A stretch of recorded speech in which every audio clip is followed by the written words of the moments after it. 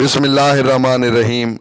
میں ہوں عنایت اللہ کاشف ایڈوکیٹ، اور آپ دیکھ رہے ہیں لیگل انفارمیشن میں خوش آمدید۔ جب بھی ایف آئی آر درج کروائی جائے تو اس کے لیے کچھ چیزوں کا خیال رکھنا ضروری ہے۔ ادروائز اگر ایف آئی آر درج کراتے وقت آپ نے کچھ چیزوں کا خیال نہ رکھا تو آپ کا مقدمہ ڈیفیٹ ہو سکتا ہے، آپ کو اس کا نقصان ہو سکتا ہے۔ ایف آئی آر درج کرواتے وقت سب سے پہلے تو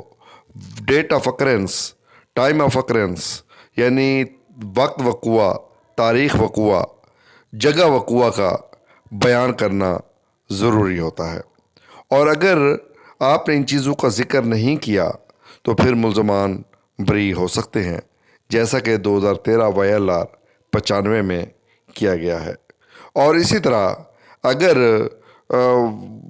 مدعی یا گواہان قبل از وقوع ملزم کو جاننے پہچاننے کے باوجود ایف آئی آر میں نامزد نہ کریں تو یہ بھی مشکوک عمل ہو جائے گا، اور بوقت وقوع گواہان کی موجودگی ثابت نہیں ہوگی، پھر جس پر مدعی کو نقصان ہوگا اور اس کا فائدہ ملزم کو ہو سکتا ہے، یعنی اس سے ملزم فائدہ حاصل کر سکتا ہے، ملزم بری ہو سکتا ہے، جیسے 2017 SCMR 1546 میں کیا گیا ہے۔ اور اسی طرح اگر وقوع رات کا ہو اور ایف آئی آر میں سورس آف انفارمیشن یا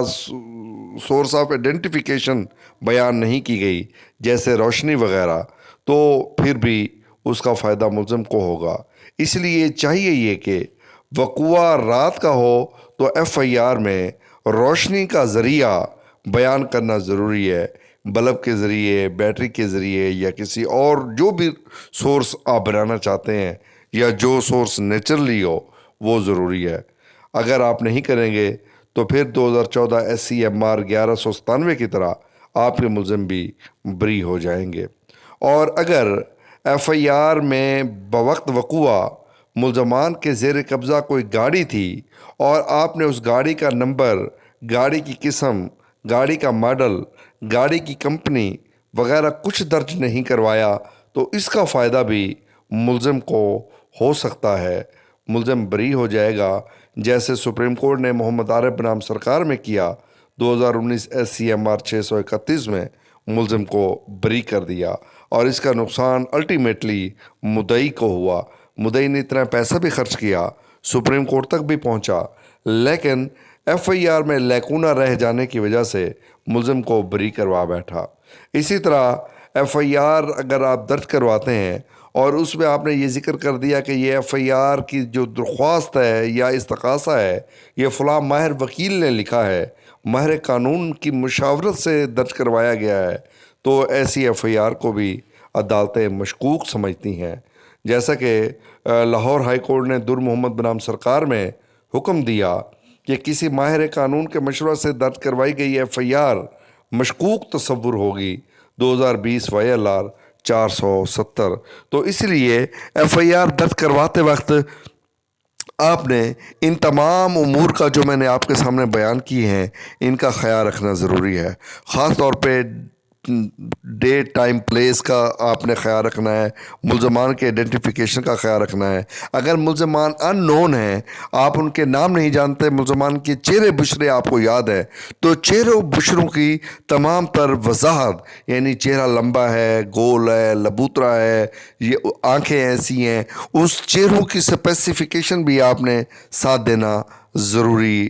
ہے مدعی کے لیے کہ وہ دے۔ اور جیسے میں نے عرض کیا، رات کی تاریکی میں اگر کوئی وقوع تو source of light, source of identification کے ملزمان کو کیسے شناخت کیا گیا یہ لکھنا بہت ضروری ہوتا ہے۔ تو ملزمان کی کوشش کریں، اگر ایک ایف آئی آر ہے، مثال کے طور پہ ایک